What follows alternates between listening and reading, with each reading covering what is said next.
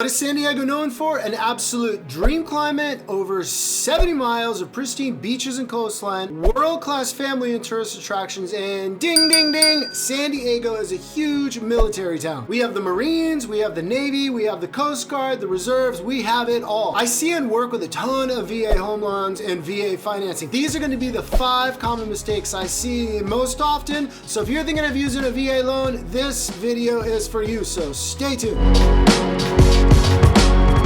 Alright, what is up everyone? I'm your man Wesley Guest, and like I said, in this video, I'm going to cover 5 massive mistakes I see home buyers making over and over again when using VA financing in San Diego, or pretty much any other market for that matter. Maybe you've heard, maybe you haven't. You two characters are going to Top Gun. Yep, that takes place right here. If you want to avoid these 5 common mistakes, then make sure to watch this video all the way to the end. In addition, I'm going to throw in a 6 bonus tips, so you don't want to miss that. Before we start, and if this is your first time visiting my YouTube channel and you want to learn everything about living in San Diego, like where to live, eat, sleep, work, and play, then please consider subscribing to my YouTube channel. And maybe you would consider smashing that like button for me. And if you or someone you know is thinking about moving to, from, or inside San Diego, don't be shy about getting a hold of me. I love making these videos, but the truth is, I love helping amazing people like yourself get into the real estate game even more. If there's anything I can do to help you reach your real estate goals, I will 100% make it happen. All right, so mistake number 1 is going to be shop your lenders. I see this all the time. Because a VA buyer is using such a specialized and specific product from a VA source, they think they are getting the same deal or interest rate no matter where they go. This is not the case. When you shop around for a conventional loan, expect to see difference in interest rates. It's nominal in most cases. I'd say around 1/4 to 0.5% difference maybe at most. For VA buyers, the difference from lender to lender can be as much as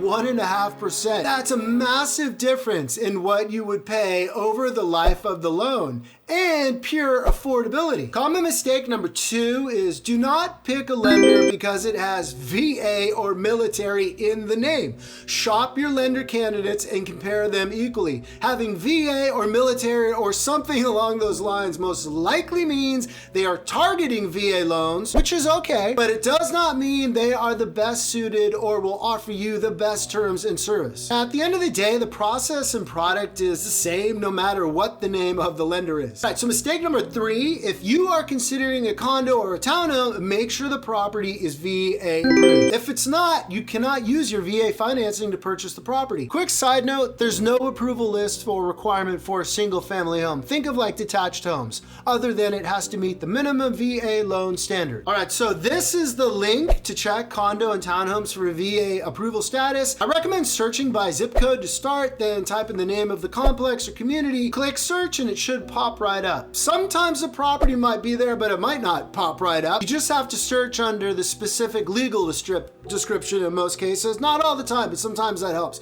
If you need help with it, hit me up. All right, so common mistake number 4, one of the most fantastic things about VA financing is the fact you can buy a home with 0% down or no down payment. Amazing. Pretty much the only product at this time that you can actually do that. But this can be misleading and it can be confusing. Just because you're not required to make a down payment, you will still have closing costs. 2 frequently overlooked and required closing costs are going to be your appraisal. Think around $550 to $650 for a normal condo or home, at least here in San Diego. It's probably similar wherever you live. And the home inspection cost, usually around $400 to $600, depending on the scope and the size of the property. These costs are due and usually paid within the first 17 days or less on a contract or escrow period. There's a quick pro tip for you. The appraisal is different than a home inspection. Do not confuse the two, and you need both. Also, be expecting to put down an earnest money deposit at the onset of your contract. This is a check or wire you send to the title or escrow company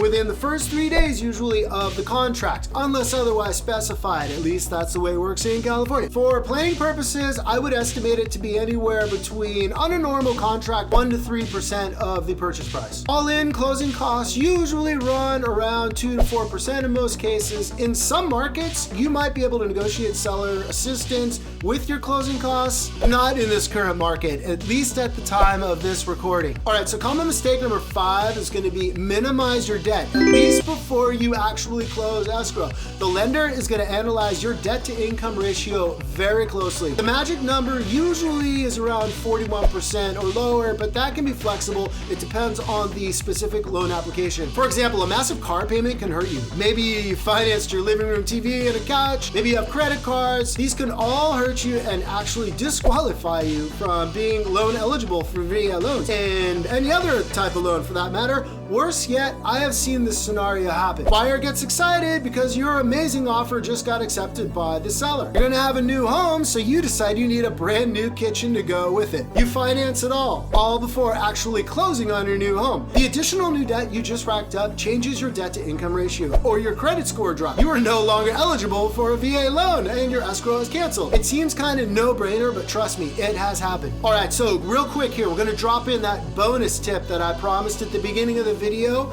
and it's going to be in this current market at the time of recording this video. At least don't be discouraged out there if you're looking for a home, condo, or townhome because you're using VA financing. The reality is it's going to be difficult to get your offer accepted. You're competing against other buyers. Some are going to be VA loans, others might have an FHA loan, others are going to have conventional financing. It's going to be hard, but it is doable. In this market, it's tough on every buyer. Alrighty, so those are my 5 most common VA financing mistakes I see here in sunny San Diego. More than likely, it's going to be the same for you if you're in San Diego or if you're in another state or another market. If you have comments to add, please by all means do so in the comments section. I love to read comments. And don't forget, if you or someone you know is thinking about moving to, from, or inside San Diego, don't be shy about getting a hold of me.